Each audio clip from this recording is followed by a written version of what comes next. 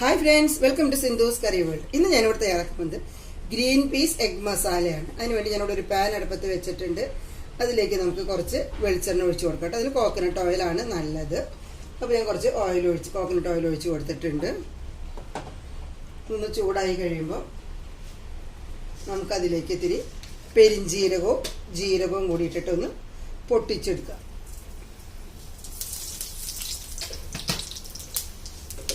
ഒരു പിഞ്ച് പെരിഞ്ജീരകവും ജീരകവും അത് പൊട്ടിക്കഴിയുമ്പോൾ നമുക്കതിലേക്ക് ഒരു 2 മീഡിയം സൈസ് സബോള ഇട്ട് കൊടുക്കാം.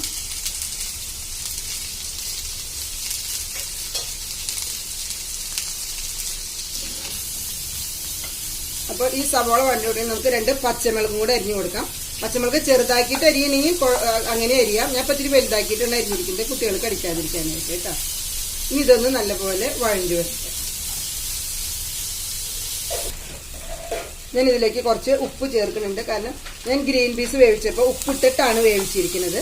അതുകൊണ്ട് ഈ മസാലയിലേക്ക് ആവശ്യമുള്ള ഉപ്പ് മാത്രമേ ചേർക്കുന്നുള്ളൂ കേട്ടോ. അപ്പം നമ്മളുടെ സബോള ഇവിടെ ആവശ്യത്തിന് വേണ്ടിയിട്ടുണ്ട്.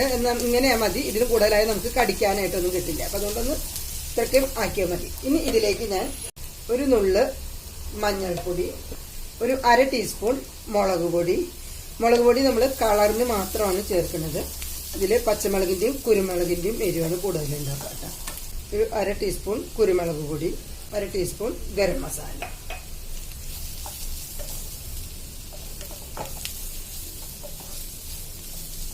ഈ മസാലയുടെയൊക്കെ പച്ചമണം പോയി കഴിയുമ്പോൾ നമുക്കിതിലേക്ക് തക്കാളി 2 തക്കാളി ഞാൻ ചെറുതാക്കി അരിഞ്ഞിട്ടുണ്ട്, അതും കൂടെ ചേർത്ത് കൊടുക്കാം.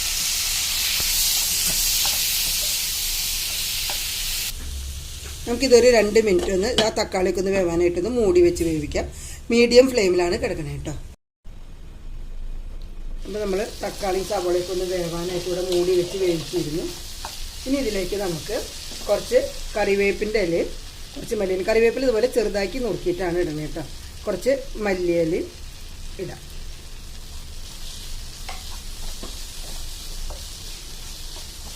മല്ലിയില ഓപ്ഷനിലാണ്, നമുക്കൊരു ഫ്ലേവറിനത് ഇതുണ്ടാവും. ഇനി ഇതിലേക്ക് നമ്മൾ നേരത്തെ ഇത് ഞാൻ ഉണക്ക ഗ്രീൻ പീസ് വേവിച്ച് 8 മണിക്കൂർ കുതിർത്തി വേവിച്ച് വെച്ചിട്ടുള്ളതാണ്.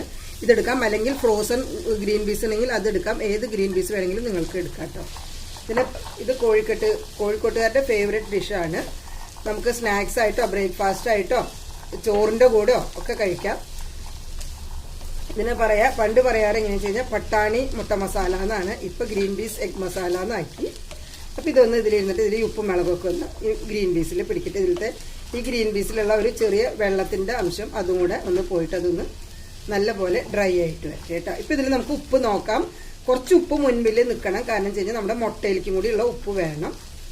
അപ്പോൾ ഒക്കെ നോക്കിയിട്ട് നമുക്കിതൊന്ന് ഒരു 5 മിനിറ്റ് മൂടി വെച്ച് വേവിക്കാം. ഇപ്പോൾ നമ്മൾ ഗ്രീൻ പീസ് മസാലയൊക്കെ വേവാനായിട്ട് വെച്ചിരുന്നു. എരിവൊക്കെ നമുക്ക് ആവശ്യത്തിന് വേണമെങ്കിൽ കുറച്ച് കുരുമുളക് പൊടി കൂട്ടിയോ കുറയ്ക്കുകയോ ചെയ്യാം. ഞാൻ ഇനി ഇതിലേക്ക് കുറച്ച് ചെറുനാരങ്ങ നീര് ഒഴിക്കുന്നുണ്ട് കേട്ടോ. ഞാൻ 1 ടേബിൾ സ്പൂൺ അത്രയ്ക്ക് ഒഴിച്ചു. അത് ആദ്യം കുറച്ച് ഒഴിച്ചിട്ടുണ്ടായിരുന്നു. അപ്പോൾ അത് ഞാൻ വീഡിയോയിൽ വേണമെങ്കിൽ രണ്ടാമത് കുറച്ചും കൂടെ ഒഴിച്ചാണ്. 1 ടേബിൾ സ്പൂൺ ചെറുനാരങ്ങ നീര് ഒഴിച്ച് കൊടുക്കാം. ഇപ്പോൾ ഇതിൽ ഉപ്പും ഇതൊക്കെ നോക്കാം.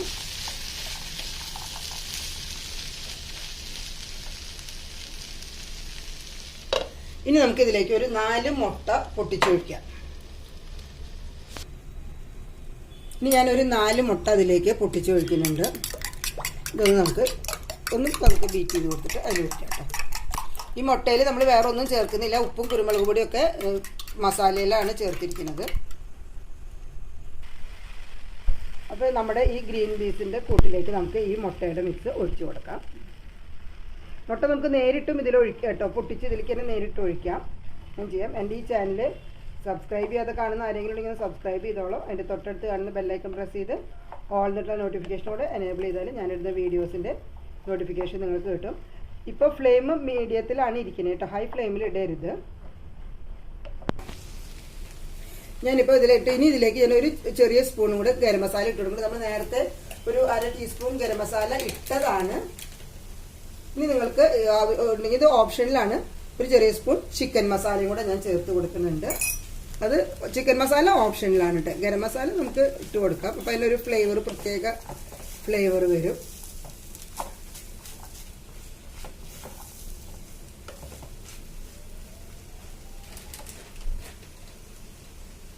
ഇനി ഞാൻ ഇതിൻ്റെ മീതെ നമ്മൾ നേരത്തെ മല്ലിയില ഇട്ട് കൊടുത്തതാണ്, കുറച്ചും കൂടി മല്ലിയില ഇട്ട് കൊടുക്കുന്നുണ്ട്.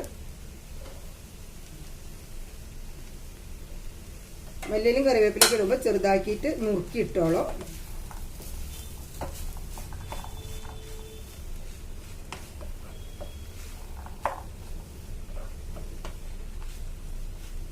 ഇനി നമുക്ക് 1 മിനിറ്റ് ഇതൊന്ന് അടച്ച് വെക്കാം. അതും ലോ ഫ്ലെയിമിൽ തന്നെയാണ് കേട്ടോ. അപ്പോൾ നമ്മളിത് മൂടി വെച്ചിട്ട് ഒരു 2 മിനിറ്റ് ആയിട്ടുണ്ട്. ഇനി നമുക്ക് ഫ്ലെയിം ഓഫ് ചെയ്യാം. ഇതിൽ കുറച്ച് ചെറുനാരങ്ങയുടെ ഒരു പുളി രസം ഉണ്ടായാലാണ് അതിന് ടേസ്റ്റ് ചെയ്യുക. അതുകൊണ്ട് ഞാനൊരു 1.5 ടേബിൾ സ്പൂൺ നല്ലോണം ഒഴിച്ചിട്ടുണ്ട് കേട്ടോ. 1.5-2 ഇടയ്ക്ക് സ്വല്പം കൂടിയാലും കുഴപ്പമൊന്നുമില്ല.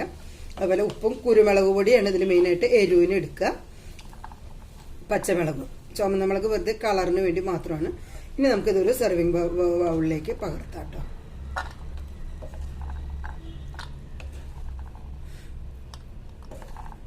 നമുക്ക് ഫ്രഷ് ഗ്രീൻ പീസ് കൊണ്ടും ഇത് ഉണ്ടാക്കാം കേട്ടോ.